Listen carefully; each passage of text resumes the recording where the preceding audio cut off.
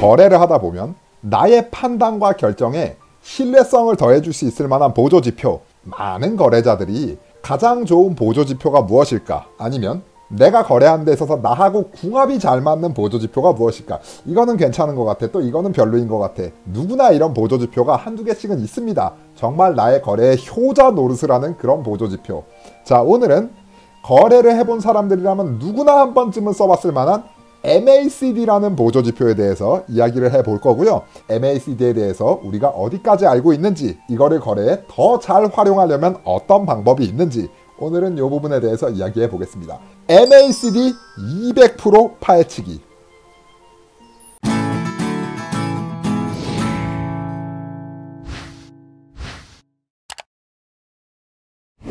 자, 우선 메타트레이더를 키시고 좌측에 있는 보조지표 리스트 중에 오실레이터라는 보조지표 카테고리가 보여요. 자, 거기서 MACD 중간쯤에 있죠. 일단은 MACD라는 용어의 정의는 Moving Average Convergence Divergence, 이런 식으로 약자입니다. MACD라 그래서. 우선은 MACD가 작동하는 원리는 말 그대로 Moving Average부터 시작을 해요. 이평선에서 시작을 하는 거예요. 수많은 이평선 종류 중에 어떤 이평선을 쓰는가, 우선은 두 가지로 구분이 됩니다. 편의상 표현을 단기 이평선과 장기 이평선이라고 두 가지로 표현을 할 거고요.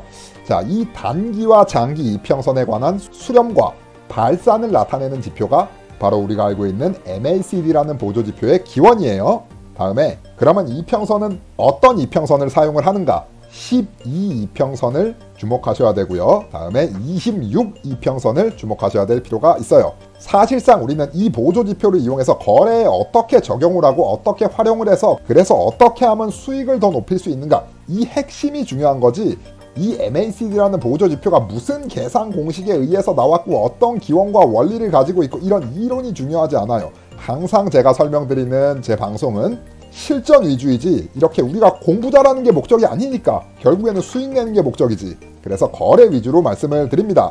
간략하게만 요약을 드리면 우선은 12이평선과 26이평선에서 그 차이값을 계산을 해서 이거를 나름의 MACD에서는 단기선이라 표현을 하고요. 그렇게 계산된 단기선에서 9이평선을 또 더합니다.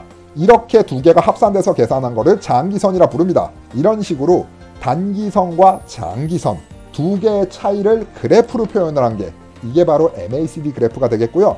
자, 보조지표 한번 띄워볼게요. MACD 실행을 해줍니다. 자, 그러면 화면 밑에 이런 식으로 막대 그래프식으로 표현이 되는 거 있죠. 자, 이게 바로 방금 말씀드린 단기선 그리고 장기선의 차이값을 계산해서 막대기로 표현을 해준 거예요. 여기 보이시는 지금 빨간색 선은 여기에 9이평선을 더한 값, 막대기에도 나름의 추세가 존재를 하고 그 추세를 선으로도 같이 확인을 해볼 수 있는 그런 모습을 볼 수가 있어요. 아래 나와 있는 막대기의 모습을 조금 더 선명하게 하기 위해서 저는 값을 잠시 수정을 해 보겠습니다. 보조지표 목록에서 편집 들어가서 막대기를 조금 더 굵게 그려볼게요. 자, 보이시나요? 이런 식으로 조금 더 선명하게 보여지죠?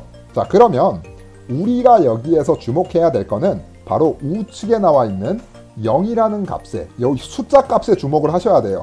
자, 0을 기준으로 한마디로 위쪽에 있는 게 플러스, 아래쪽에 있는 게 마이너스, 이런 식으로 표현을 해볼게요. 플러스와 마이너스의 기점을 잘 보셔야 됩니다. 이런 식으로 언제 플러스 마이너스가 전환이 되는지 요 전환점들을 주목을 하셔야 되세요. 자, 근데 이 전환점들을 보면은 어떤 특징이 있어요? 위쪽에 차트하고 같이 보면은 요 각각의 전환점들에서 나름의 추세가 발생을 하죠. 각각의 전환점에서 추세가 발생을 하죠. 각각의 전환점에서 추세가 발생을 한다. 자, 그래서 우리는 이 전환점이 뭐다? 결국에는 이 전환점이 나름의 거래의 진입 타점들이 된다라고 볼 수가 있겠고, 그래서 진입을 할 때는 항상 이 전환점을 주목을 하라.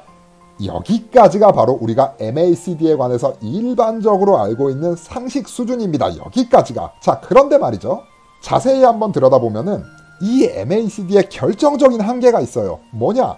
그래프를 보고 이미 캔들의 방향이 다 나온 다음에 그 다음에 MACD를 보고서 여기가 전환점이었다, 여기가 전환점이었다, 여기가 전환점이었다.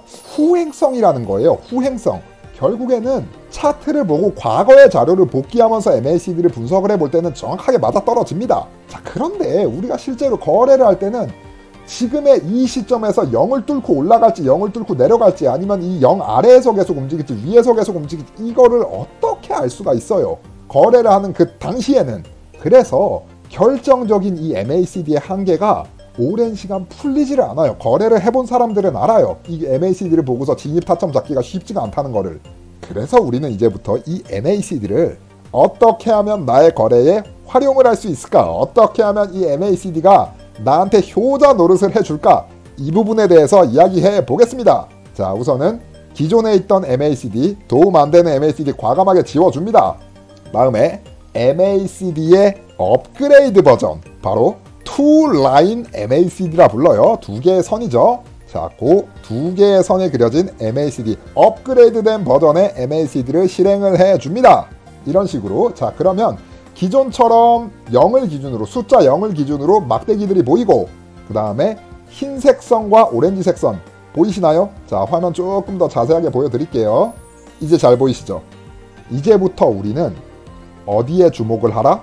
투 라인 MACD, 흰색 선과 노란색 선을 보시고 여기에서의 골든 크로스와 데드 크로스, 교차점들에 주목을 하시는 거예요.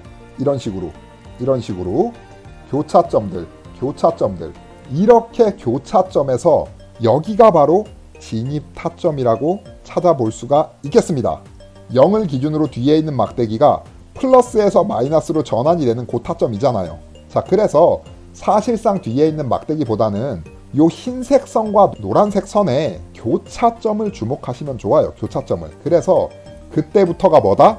추세가 시작되는 라인이더라. 마치 2평선에서 5이평선, 22평선 그려놓고 거기서 골든크로스, 데드크로스 찾는 것처럼, 자, 이런 식으로 MACD에서 투 라인 MACD 그려놓고 교차점들에서 골든크로스에서 바이 진입, 데드크로스에서 셀 진입, 이렇게 거래에 활용해서 진입 타점을 잡아볼 수 있겠습니다.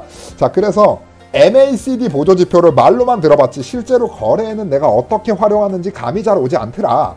이제부터는 이런 식으로 투 라인 MACD 보조지표 활용하시면 판단이 조금 더 뚜렷해질 수 있겠습니다.